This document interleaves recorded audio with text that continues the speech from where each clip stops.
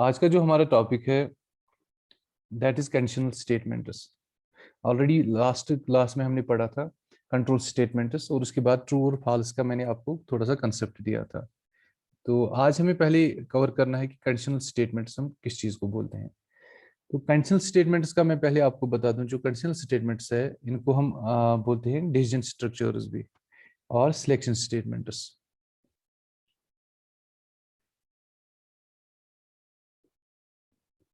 Conditional statements are also known as selection statements or decision structures. Decision structures. तो किस चीज के लिए, किस पर्पस के लिए हम इनको यूज करते हैं? एक्चुअली हम इनको यूज करते हैं डिसीजन मेकिंग के लिए। डिसीजन मेकिंग के लिए इनको हम यूज करते हैं इन स्टेटमेंट्स को। तो उसका मतलब क्या है? What do you mean by decision making? कि अगर हमने एक प्रोग्राम लिख लिया या कोई सॉफ्टवेयर हम डेवलप कर रहे हैं, उसकी कोडिंग जब हम कर रहे हैं तो कोडिंग करते करते हमें क्या वहाँ पे कुछ डिसीजंस लेने की जरूरत पड़ती है? क्या हमें कुछ कंडीशंस को इवेलुएट करना पड़ता है कि ये कंडीशन ट्रू है या फॉल्स है? और ऑन द बेसिस ऑफ दो state on the basis of the result, that mean on the basis of the validity of the statement, हम डिसाइड कर पाते हैं कि पाथ ऑफ एग्जीक्यूशन क्या है। दैट मीन कौन सी स्टेटमेंट्स हम एग्जीक्यूट करने जा रहे हैं और कौन सी स्टेटमेंट्स हम स्किप करने जा रहे हैं। That means conditional statements are actually used to decide whether a set of statements is to be executed or not to be executed। लेकिन किस बेसिस पे? किसी कंडीशन की वैलिडिटी के बेसिस पे। कि मैं बोलूंगा फॉर एग्जांपल, शाइस्ता बोलेगी मे कम इन सर, मैं बोलूंगा उसको क्या आप क्लास 11th में पढ़ते हो? वो बोलेगी यस। मैं बोलूंगा क्या कंप्यूटर साइंस आपका सब्जेक्ट है? वो बोलेगी यस कंप्यूटर साइंस मेरा सब्जेक्ट है। मैं बोलूंगा कम इन, आप आ सकते हो। दैट मीन्स कंडीशन जब ट्रू है तो मैं उसको अलो कर रहा हूँ क्लास में। कोई और स्टूडेंट है, मैं उसको पूछ रहा हूँ कि क्या आपको कंप्यूटर साइंस सब्जेक्ट है? वो बोल रहा है नहीं मुझे कंप्यूटर साइंस नहीं है। तो मैं उसको क्लास में अलो नहीं कर रहा हूँ क्योंकि वो कंडीशन जो है वो फुलफिल नहीं हो रही है। तो सिमिलरली हमें अपने प्रोग्राम में भी कहीं पे देखना पड़ता है। फॉर एग्जाम्पल, एक यूजर ने एग्जिट करना है, उसने प्रोग्राम को क्लोज करने की कोशिश कर रहा है अपने सॉफ्टवेयर में। आप किसी ऐप को क्लोज करना चाहते हो, वहां पे आपको एक मैसेज डिस्प्ले हो रही है। उस मैसेज में आपको डिस्प्ले हो रहा है do you want to exit? क्या आप सचमुच उस एप्लीकेशन को बंद करना चाहते हो या गलती से आपको वहां पे क्लिक हो गया? तो अगर आपको गलती से क्लिक हुआ होगा या आपको बाद में ये सोचा आपने नहीं ये मुझे बंद नहीं करनी है ये एप्लीकेशन, तो आप नो करोगे। जब आप नो भी प्रेस करोगे तो कंडीशन जो इंटरनली है वो सेटिस्फाई नहीं हुई, तो ये कंटिन्यू रहेगा जो आपकी प्रोसेस हो रही थी। अगर आपने यस किया तो that means yes you really want to exit. तो कंडीशन जब फुलफिल हो गई तो उस टाइम उसको एग्जिट कर देगा। तो यहाँ पे कनेक्शन हमारा चल रहा है। हाँ जी, मुझे लगा कनेक्शन ही ब्रेक हो गया। तो यहाँ पे हम फिर क्या बोलेंगे कि ये जो स्टेटमेंट्स है कंडीशनल स्टेटमेंट, जो हम आगे सीखेंगे किस तरह से एक्चुअली हमें उनको यूज करना है और कंडीशनल स्टेटमेंट्स में क्या क्या आता है। लेकिन उससे पहले हमें ये याद रखना है conditional statements are used to decide. इन्हीं के थ्रू हम डिसाइड करते हैं whether a set of statements whether a set of statements is to be executed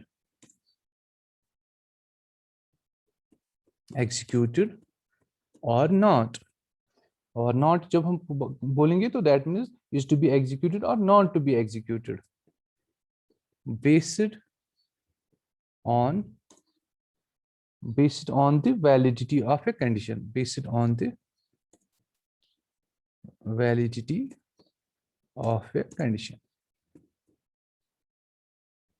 तो किसी कंडीशन के बेसिस पे उसको चेक करने के बाद कि ये कंडीशन सेटिस्फाई हो रही है, दैट मीन्स वो कंडीशन ट्रू है या सेटिस्फाई नहीं हो रही है, उस बेसिस पे हम डिसाइड कर लेते हैं कंडीशनल स्टेटमेंट्स के थ्रू कि जो सेट ऑफ स्टेटमेंट्स है उनको एग्जीक्यूट करना है या नहीं करना है, या किस एक सेट को अगर एग्जीक्यूट करेंगे दूसरे सेट को नहीं करेंगे। तो सारा इसी पे डिसाइड होता है। ठीक है, इज टू बी एग्जीक्यूटेड और not to be executed, not to be executed based on the validity of a condition। okay? तो इसलिए हम क्या बोलेंगे? इसलिए हम बोलेंगे कि हम क्या करते हैं, हम कंडीशन को टेस्ट करते हैं कि ये ट्रू है या फॉल्स है। तो उस बेसिस पे, उस कंडीशन के रिजल्ट के बेसिस पे हम डिसाइड करते हैं पाथ ऑफ एग्जीक्यूशन। उसी बेसिस पे हम डिसाइड करते हैं कि कौन से स्टेटमेंट एग्जीक्यूट हो जाएंगे और कौन से नहीं हो जाएंगे। उसी बेसिस पे डिसाइड होता है कि इसके बाद कौन सा स्टेटमेंट एग्जीक्यूट हम करने जा रहे हैं। That means the condition is tested, the condition जो उसमें कंडीशन दी गई होगी कंडीशनल स्टेटमेंट्स में इज टेस्टेड, उसको टेस्ट किया जाता है, उसको चेक किया जाता है। We can see is tested और चेकड। और उसके बाद क्या होता है, फॉर ट्रू और फॉल्स, ट्रू और फॉल्स, उसको चेक किया जाता है कि क्या वो ट्रू है या फॉल्स है, to decide the path of execution. तो इसी बेसिस पे डिसाइड होता है कि जो नेक्स्ट स्टेटमेंट होगा वो कौन सा एग्जीक्यूट होगा। क्योंकि कोई स्टेटमेंट स्किप हो सकते हैं, अगर स्किप हो गई तो हमारा जो पाथ ऑफ एग्जीक्यूशन है वो चेंज हो जाएगा। अगर स्किप नहीं होते हैं तो पाथ ऑफ एग्जीक्यूशन वही रहेगा, जो नेक्स्ट स्टेटमेंट है वो एग्जीक्यूट हो जाएगा। तो वो किस बेसिस पे होता होगा, इन्हीं के बेसिस पे, जो कंडीशनल स्टेटमेंट्स हैं इन्हीं बेसिस पे वो डिसाइड होता है कि इनके अंदर जो कंडीशन है वो जब चेक की जाती है वो ट्रू है या फॉल्स है। अगर हम देखेंगे जो C++ है इसमें कौन कौन सा स्टेटमेंट है, इसमें कौन कौन सा कंडीशनल स्टेटमेंट है जो हम यूज करते हैं। तो इसमें जो पहला वाला है उसको हम बोलते हैं इफ स्टेटमेंट। इफ स्टेटमेंट, तो इफ स्टेटमेंट एक कंडीशनल स्टेटमेंट है जिसको हमें लर्न करना है, अच्छे से सीखना है कि ये किस तरह काम करता है, ये इसका सिंटैक्स क्या है। तो ये आपको याद रखना है पहले कि कंडीशनल स्टेटमेंट में एक आता है इफ स्टेटमेंट जिसको हम अपने प्रोग्राम में यूज कर सकते हैं। तो स्टेटमेंट अगर हम इफ लिखेंगे फिर भी ये वैलिड है, क्योंकि उसको हम कीवर्ड सिर्फ इफ ही यूज करते हैं, लेकिन इफ स्टेटमेंट इसको हम बोलते हैं। सिमिलरली और एक है, उसको बोलते हैं हम स्विच स्टेटमेंट। स्विच स्टेटमेंट, ये दो स्टेटमेंट्स है जिनको हम यूज करते हैं। एक तो इफ को और स्विच को। आपको एक बात याद रखनी है, इफ को भी आप जहां भी लिखोगे स्मॉल केस में लिखोगे, IF इफ स्मॉल केस में, लोअर केस में। सिमिलरली स्विच भी जहां भी आप लिखोगे इसको भी लोअर केस में ही लिखना है। इसको कहीं कोई आप स्पेलिंग चेंज नहीं कर सकते, इसको आप कैपिटल में नहीं लिख सकते, इसका कोई भी कैरेक्टर आप कैपिटल में नहीं लिख सकते। तो ये दो स्टेटमेंट्स है जिनको हम एज कंडीशनल स्टेटमेंट C++ में यूज करते हैं, जिस बेसिस पे हम डिसाइड करते हैं कि हमें कुछ स्टेटमेंट्स को एग्जीक्यूट करना है या स्किप करना है। तो आज की क्लास में क्या करेंगे, हम पहले इफ स्टेटमेंट को सीखेंगे। इफ स्टेटमेंट को जब हम कवर करेंगे उसके बाद हम स्विच स्टेटमेंट सीखेंगे।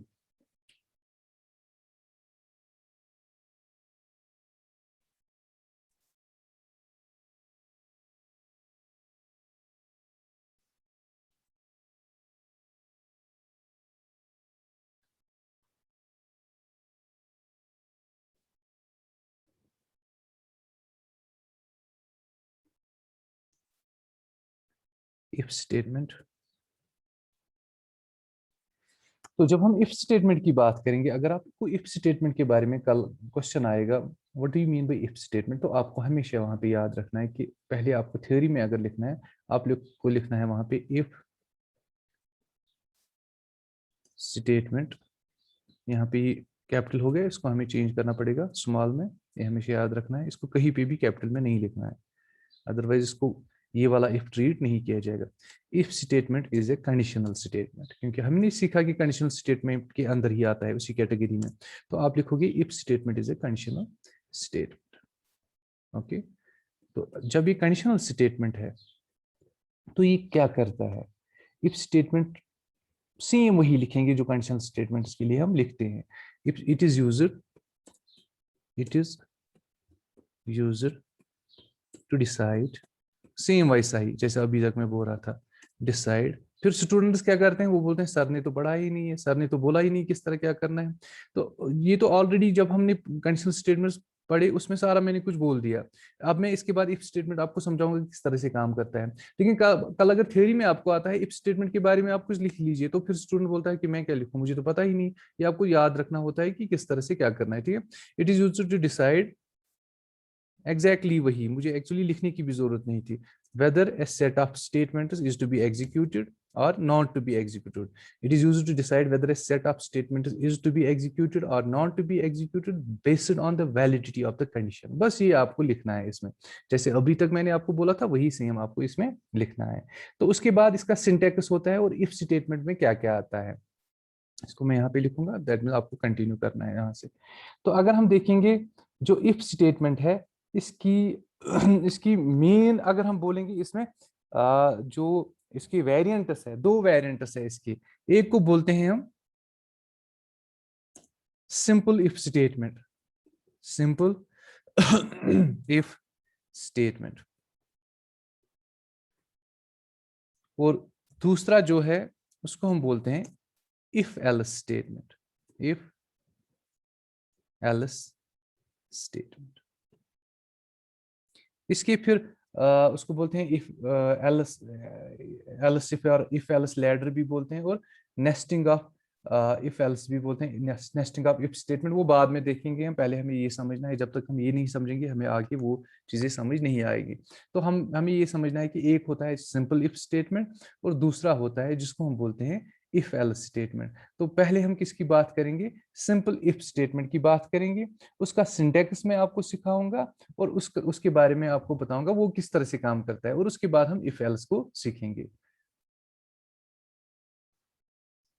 पहले हम इफ स्टेटमेंट सीखेंगे, कौन सा if statement, simple if statement, simple if statement. Simple if statement का मतलब ये नहीं है इसके साथ हमें सिंपल लिखना है, उसका मतलब है कि जब हम खाली इफ स्टेटमेंट को यूज करते हैं, इफ स्टेटमेंट के साथ हम एल्स को नहीं जोड़ेंगे, तो उसका मतलब क्या है, वो क्या करेगा, वो किस तरह से काम करेगा। हम बोलेंगे सिंपल इफ स्टेटमेंट, एक सेकंड यहां पे मैं लिखता हूं, simple if statement executes set of instructions, executes ये कब करेगा, executes set of instructions if the condition is true, if the condition is true, condition is true। इसको आप उल्टा भी लिख सकते हो, आप लिख सकते हो if the condition is true the simple if statement will execute the set of instructions, or you can see simple if statement executes the set of instructions जो इसके साथ associated होगी, executes the set of instructions if the condition is true। जो इसके साथ condition हम use करते हैं, अगर वो condition true होगी तो इसके associated set of statements execute हो जाएंगे, मगर it skips this set of instructions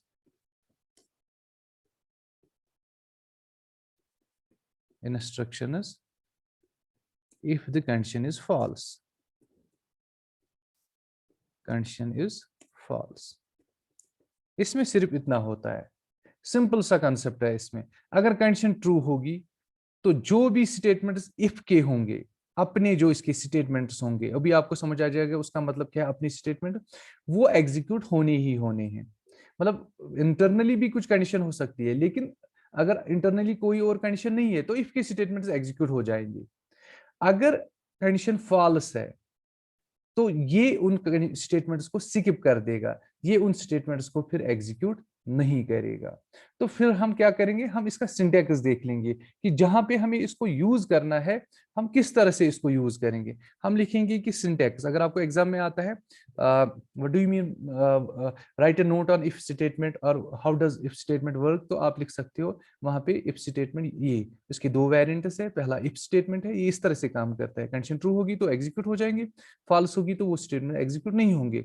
इसको यूज करने के लिए क्या करेंगे, हम इसका सिंटैक्स लिखेंगे। हम सीधे सिंटैक्स किस तरह से होगा, पहले हम इफ लिखते हैं, इफ के अंदर कंडीशन आ जाती है, कंडीशन,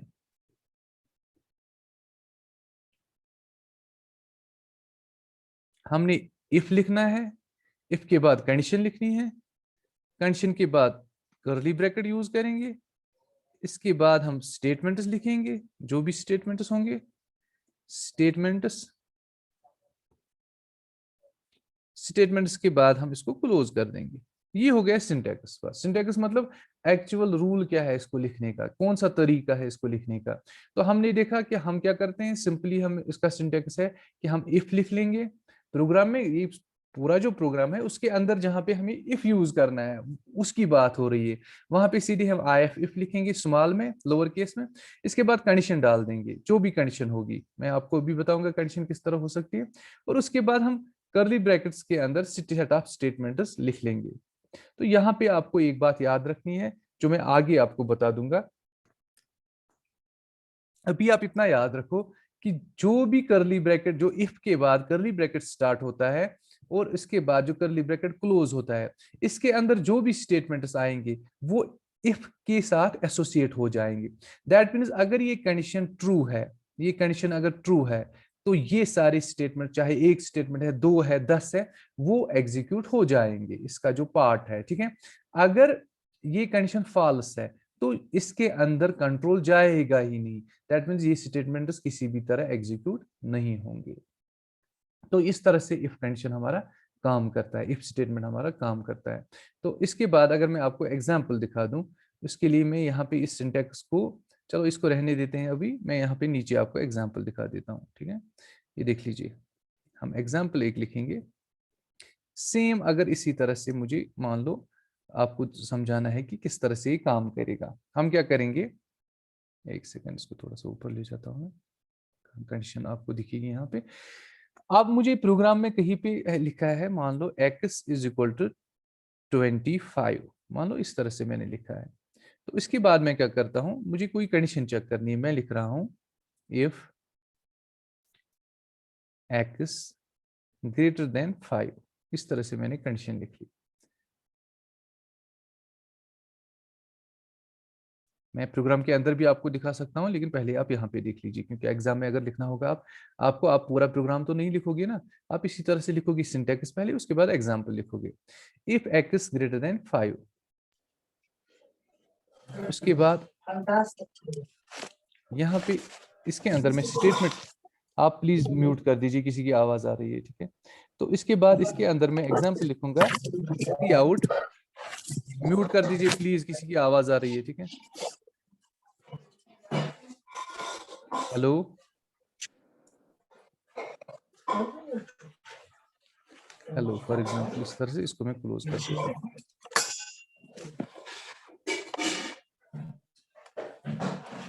CS एट जूम, आपका नाम क्या है, आप प्लीज म्यूट कर दीजिए।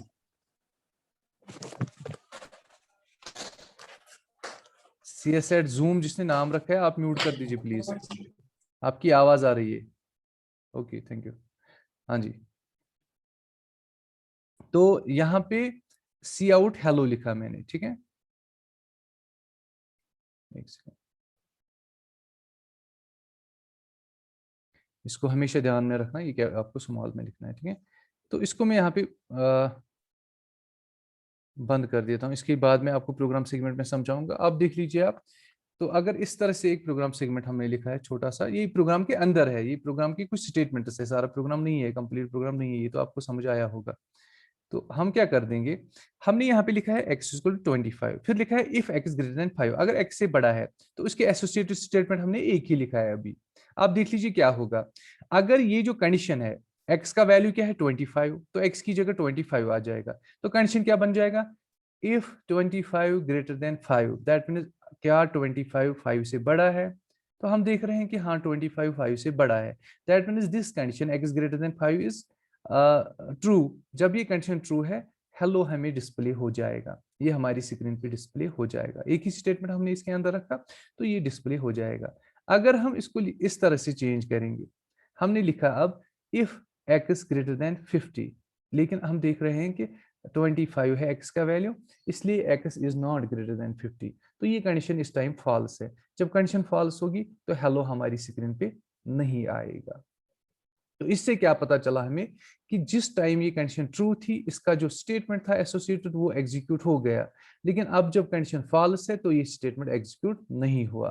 तो हम इसको थोड़ा सा और ऐड कर देंगे यहाँ पे, मैं इसके बाद लिखूंगा इसके अंदर, मान लो यहाँ पे मैंने और एक वेरिएबल लिखा int a is equal to 92, इसके बाद मैं लिख रहा हूँ यहाँ पे सी आउट ए। अब देख लीजिए, अब मान लो फिर से मैं वही स्टेटमेंट रखूंगा, यहाँ पे कंडीशन वही रखूंगा। x का वैल्यू 25 है, मैं लिख रहा हूँ इफ x ग्रेटर देन 5, अगर x 5 से बड़ा है तो फिर क्या होगा, ये हम देख रहे हैं कि ये इससे बड़ा है, कंडीशन इज ट्रू। इसके अंदर की स्टेटमेंट जो है सी आउट हेलो, हेलो डिस्प्ले हो जाएगा। उसके बाद ए एक वेरिएबल क्रिएट हो जाएगा इंटीजर टाइप, उसको 92 असाइन होगा वैल्यू। उसके बाद सी आउट ए, और ए का वैल्यू 92 भी डिस्प्ले हो जाएगा। तो ये तीनों स्टेटमेंट्स, इसलिए हम बोलते हैं सेट ऑफ स्टेटमेंट्स। वहां कोई भी स्टेटमेंट नहीं हो सकता है, एक भी हो सकता है या एक से ज्यादा भी हो सकते हैं। तो ये तीन स्टेटमेंट्स अब एग्जीक्यूट हो जाएंगे क्योंकि कंडीशन ट्रू है। अगर इसको हम फिर से चेंज कर देंगे, मैं इस तरह से लिखूंगा x ग्रेटर देन 50, तो x ग्रेटर देन 50 नहीं है क्योंकि x का वैल्यू 25 है, तो ये कंडीशन इस टाइम फॉल्स है, ये वाले स्टेटमेंट्स एग्जीक्यूट नहीं होंगे। ये है काम किसका, इफ सिंपल इफ स्टेटमेंट का। सिंपली इसमें डिसाइड होता है कि सेट ऑफ स्टेटमेंट्स को एग्जीक्यूट करना है या नहीं करना है, बस, और कुछ नहीं होता है इसमें। तो तब एग्जीक्यूट हो जाएंगे, वरना एग्जीक्यूट नहीं होंगे अगर कंडीशन फॉल्स हो जाएगी। इसी के साथ अगर हम कंप्लीट करेंगे किसको, इफ एल्स को, उसके बाद में आपको नीचे उसमें दिखाऊंगा। अगर हम इफ एल्स की बात करेंगे, यहाँ पे हम बोलेंगे कि जो इफ एल्स स्टेटमेंट है वो किस तरह से काम करता है, उसमें ज्यादा डिफरेंस नहीं है। अगर देखेंगे तो बहुत ज्यादा डिफरेंस है, अगर देखेंगे तो ज्यादा डिफरेंस नहीं है। तो यहाँ पे देखेंगे हम क्या होता है, जो इफ एल्स है वो किस तरह से काम करता है। जो इफ एल्स स्टेटमेंट है, इसको मैं चेंज कर देता हूं यहाँ पे, if else statement executes one set of executes one set of instructions if the condition is true, otherwise executes different set of instructions, different set of instructions, set of instructions, instructions if the condition is false, otherwise भी वही हो गया। तो थोड़ा सा हम लिख लेते हैं, condition is false। मैंने क्या लिखा यहाँ पे, इफ एल्स जो स्टेटमेंट है ये एग्जीक्यूट करता है वन सेट ऑफ इंस्ट्रक्शन, एक सेट ऑफ इंस्ट्रक्शन एग्जीक्यूट करेगा अगर कंडीशन फॉल्स है। अगर कंडीशन ट्रू है, सॉरी, अगर कंडीशन फॉल्स है तो ये उस सेट को एग्जीक्यूट नहीं करेगा, ये दूसरे सेट को एग्जीक्यूट करेगा। उसका मतलब क्या होगा, it chooses between two different paths, it chooses between two sets of instructions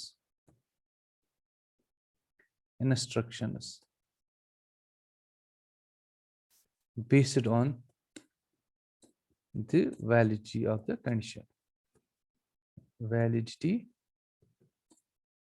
of the condition। इसका मतलब क्या हो गया, ये क्या करता है, ये जो इफ एल्स स्टेटमेंट है, इफ में हमने देखा इफ सिंपली या तो उनको उसको एग्जीक्यूट कर देगा या नहीं कर देगा, लेकिन इफ एल्स के साथ दो सेट ऑफ स्टेटमेंट्स हम यूज करते हैं। अगर कंडीशन ट्रू होगी तो ये एक सेट को एग्जीक्यूट कर देगा, अगर कंडीशन फॉल्स होगी तो उस सेट को ये स्किप कर देता है, फिर ये दूसरे सेट को एग्जीक्यूट कर देता है।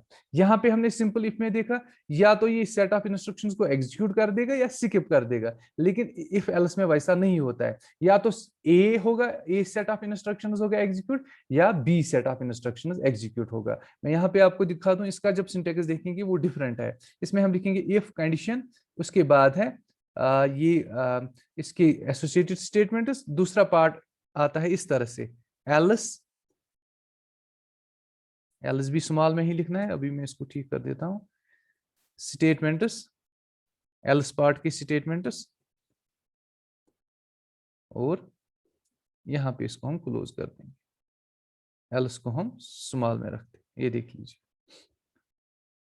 सिंपल सा इसका कंसेप्ट है कि ये जो कंडीशन है, अगर इस टाइम अब कंडीशन ट्रू है, इफ एल्स में अगर इफ कंडीशन की जो कंडीशन है अगर ये ट्रू है तो ये वाले स्टेटमेंट्स एग्जीक्यूट हो जाएंगे।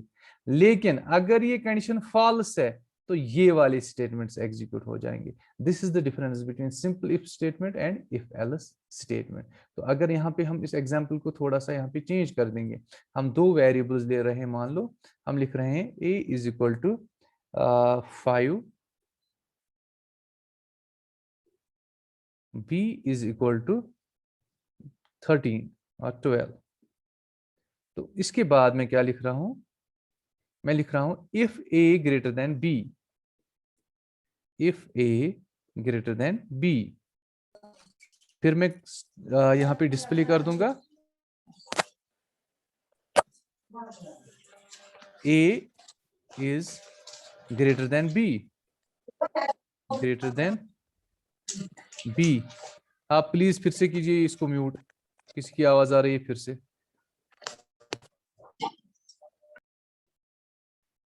इसके बाद एल्स, एल्स पार्ट में फिर से हमें कंडीशन देने की जरूरत नहीं है।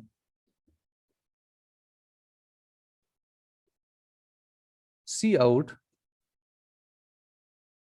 इसको सी आउट को हम अभी कर देंगे स्मॉल, और उसको c out b is greater than a।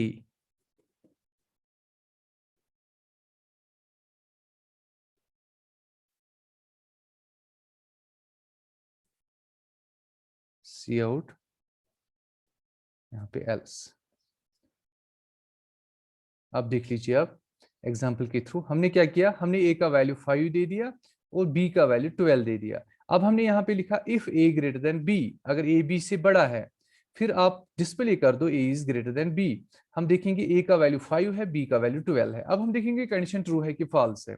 यहाँ पे हमें जब हम इस कंडीशन को देखेंगे a का वैल्यू 5 आ जाएगा, b का 12 आ जाएगा, तो कंडीशन बन जाएगी 5 ग्रेटर देन 12। तो हम देख रहे हैं 5 is not greater than 12, that means this condition is false. जब ये कंडीशन फॉल्स है, इसके साथ ये जो एसोसिएटेड स्टेटमेंट्स है इसकी, इनमें से कोई भी स्टेटमेंट एग्जीक्यूट नहीं होगा। एक ही रखा है हमने तो ठीक है, ये वाला एग्जीक्यूट नहीं होगा। 10 होते तो कोई भी एग्जीक्यूट नहीं होता, ठीक है, एक ही रखा है तो ये वाला एग्जीक्यूट नहीं होगा।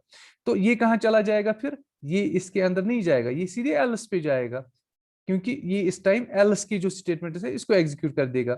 इसका मतलब है इस टाइम जो डिस्प्ले होगा, अगर आप ये एग्जांपल देते हो तो आप नीचे लिख सकते हो यहाँ पे द आउटपुट विल बी, यहाँ अगर आपको लिखना है एग्जाम में, आप लिखोगे द आउटपुट विल बी, फिर उसके बाद आप लिख सकते हो यहाँ नीचे लिखो या कहीं पे भी B is greater than, b is greater than a। तो आप क्या लिख रहे हो, आप बता रहे हो इसको कि ये जो यहाँ पे प्रोग्राम सेगमेंट छोटा सा हमने एक सेगमेंट लिखा है, इसका आउटपुट होगा b is greater than a because condition is false, तभी ये इस पार्ट में आ जाएगा। अगर हम इसको वैल्यू बढ़ा देंगे, मान लो a का वैल्यू है 50, b का अब 12 है, तो इस टाइम अगर आपको बोला जाएगा जरा आप बता दो आउटपुट क्या आएगा, आप बोलोगे value of a is 50, value of 12 is, value of b is 12, तो ये बन जाएगा 50 greater than 12। The condition is true, condition is valid, it is satisfied। इसका मतलब है इसके एसोसिएटेड स्टेटमेंट्स एग्जीक्यूट हो जाएंगे। यहाँ पे क्या आ जाएगा आउटपुट, यहाँ पे इस टाइम आउटपुट आ जाएगा a is greater than b। तो ये वाला इस टाइम हमें डिस्प्ले हो जाएगा। तो ये इफ एल्स का काम है। अगर इसके अंदर और भी स्टेटमेंट्स होंगे तो वो भी हम इसको ऐड कर सकते हैं, 10 15 20 जितने भी स्टेटमेंट्स होंगे। तो इसका मतलब है अगर कंडीशन ट्रू है, इसके ओपनिंग ब्रैकेट से लेके क्लोजिंग ब्रैकेट तक जितने भी स्टेटमेंट्स है वो एग्जीक्यूट हो जाएंगे। लेकिन अगर ये फॉल्स है कंडीशन, तो एल्स पार्ट के सारे स्टेटमेंट्स एग्जीक्यूट हो जाएंगे। तो ये हो गया हमारा कंप्लीट कि इफ स्टेटमेंट किस तरह से काम करता है, इसके जो दो वेरिएंट्स है सिंपल इफ और इफ एल्स स्टेटमेंट, वो किस तरह से काम करते हैं। लेकिन बहुत ही इंपॉर्टेंट एक बात मुझे आपको बतानी है, मैं आपको बता दूं और आप याद रखोगे। एक तो हो गया सिंपल इफ स्टेटमेंट, एक सेकंड में इसको यहाँ पे इरेज कर देता हूं। अगर सिंपल इफ स्टेटमेंट होगा, मैं आपको याद दिला दूं, मैंने बोला था वहां पे क्या होता है, इफ के बाद हम कंडीशन लिखते हैं और उसके बाद set of statements with in curly brackets हम यूज कर देते हैं। अगर आपको एक ही स्टेटमेंट है, ये इंपॉर्टेंट बात है, ये प्लीज आप याद रखना, अगर आपको एक ही स्टेटमेंट है, ओनली वन स्टेटमेंट, तो आप उसको इफ के साथ किस तरह से एसोसिएट करोगे। अगर आप करली ब्रैकेट्स यूज करते हो और उसके अंदर उसको लिखोगे वो भी करेक्ट है। अगर आप कोई करली ब्रैकेट यूज नहीं कर रहे हो तब भी वो करेक्ट है, क्योंकि इफ के बाद जो पहला स्टेटमेंट है वो खुद ब खुद इसके साथ एसोसिएट हो जाता है। इतना आपको याद रखना है कि अगर आपके पास ओनली वन स्टेटमेंट है which you want to connect with the if statement, आप चाहते हो कि इफ स्टेटमेंट की वैलिडिटी के बेसिस पे वो स्टेटमेंट एग्जीक्यूट होना चाहिए या एग्जीक्यूट नहीं होना चाहिए, तो आपको करली ब्रैकेट अगर आप डाल रहे हो फिर भी ठीक है, अगर करली ब्रैकेट नहीं डाल रहे हो फिर भी ठीक है। मैं यहाँ पे लिख लूँ फॉर एग्जाम्पल स्टेटमेंट 1, पहला स्टेटमेंट जो है, तो सिर्फ अगर एक ही स्टेटमेंट है आपको करली ब्रैकेट डालने की जरूरत नहीं है, ये तब भी अच्छे से काम करेगा, करली ब्रैकेट डाल दोगे तब भी ये अच्छे से काम कर देगा। लेकिन अगर आपके पास इससे ज्यादा स्टेटमेंट्स है, मान लो आपको यहाँ पे और एक स्टेटमेंट है, स्टेटमेंट 2, इसके बाद स्टेटमेंट, चाहे दो ही स्टेटमेंट क्यों ना हो, स्टेटमेंट 3, तो इस टाइम जब इफ कंडीशन ट्रू होगा तो ये वाला स्टेटमेंट एग्जीक्यूट हो जाएगा, बाकी भी हो जाएंगे खुद ब खुद। लेकिन अगर फॉल्स है ये, अगर ये फॉल्स है तो ये वाला स्टेटमेंट एग्जीक्यूट नहीं होगा, लेकिन ये वाले स्टेटमेंट एग्जीक्यूट हो जाएंगे, because these are not part of if statement. चाहे आप इंडेंट भी डाल दो, इंडेंटेशन से कुछ नहीं होता है, ठीक है, वो तो रीडेबिलिटी के लिए है। तो इसलिए अगर एक से ज्यादा स्टेटमेंट है तब आपको किसी भी सूरत में इसको करली ब्रैकेट्स डालने ही डालने हैं। ये ओपन है, ओपनिंग करली ब्रैकेट है, और ये वाला क्लोजिंग करली ब्रैकेट है। तो ये आपको याद रखना है कि जब एक से ज्यादा स्टेटमेंट उसको इसके साथ लिंक करना है तो आपको इनको करली ब्रैकेट्स में डालना है। अगर आपको एक ही स्टेटमेंट है उसको भी आप करली ब्रैकेट्स में रखोगे कोई प्रॉब्लम नहीं होगी, इसलिए आप आदर डालो कि चाहे एक स्टेटमेंट हो या एक से ज्यादा हो, आप उसको करली ब्रैकेट में ही डाल दो, क्योंकि इस वजह से आपको कोई भी प्रॉब्लम नहीं होगी, ये गलत भी नहीं है। लेकिन अगर कहीं पे अब एग्जाम्पल आएगी या कुछ होगा, किसी ने लिखा होगा उसने करली ब्रैकेट नहीं डाला है क्योंकि उसने एक ही स्टेटमेंट को इसके साथ कनेक्ट किया है, तो उस टाइम आपको याद रखना है, आप नहीं बोलोगी इसने तो गलत किया, नहीं, आपको ये याद रखना है कि एक स्टेटमेंट खुद ब खुद इसके साथ कनेक्ट हो जाता है। इसी तरह अगर इफ एल्स की बात कर देंगे, मैं सीधे अब यहाँ पे दिखा दूं आपको नीचे, अगर हमने एक ही स्टेटमेंट रखा है ना, ये जो करली ब्रैकेट है, अगर आपने करली ब्रैकेट यूज किए हैं परफेक्ट है, कोई प्रॉब्लम नहीं है। एक से ज्यादा होंगे इस पार्ट में या इस पार्ट में तब भी करली ब्रैकेट्स ठीक है। लेकिन अगर एक ही स्टेटमेंट है, आप तब क्या कर सकते हो, आप इसको इस तरह से विदाउट करली ब्रैकेट्स रख सकते हो। ये वाला स्टेटमेंट, एक स्टेटमेंट किसके साथ हो गया, ये लिंक हो गया, ये लिंक हो गया इफ के साथ, और एल्स के साथ भी एक स्टेटमेंट खुद ब खुद लिंक हो जाएगा। ये देख लीजिए, ये इसका पार्ट बन जाएगा खुद ब खुद। तो ये वाला आप देख रहे हो, अगर इस तरह से आप प्रोग्राम लिखोगे, मैं आपको प्रैक्टिकली भी दिखाऊंगा जब हम प्रोग्राम करेंगे, ये भी परफेक्ट है। इफ के साथ अगर ये कंडीशन इस टाइम ये कंडीशन ट्रू होगी तो ये वाला स्टेटमेंट एग्जीक्यूट हो जाएगा, अगर कंडीशन फॉल्स होगी तो ये वाला स्टेटमेंट एग्जीक्यूट हो जाता है, नीचे वाला, ठीक है, जो एल्स का स्टेटमेंट है। लेकिन अगर आप इफ पार्ट में एक से ज्यादा रखना चाहते हो और एल्स पार्ट में एक से ज्यादा रखना चाहते हो, तब आपको करली ब्रैकेट किसी भी सूरत में यूज करने हैं। तो यहाँ पे आज की क्लास हमारी कंप्लीट हो जाती है।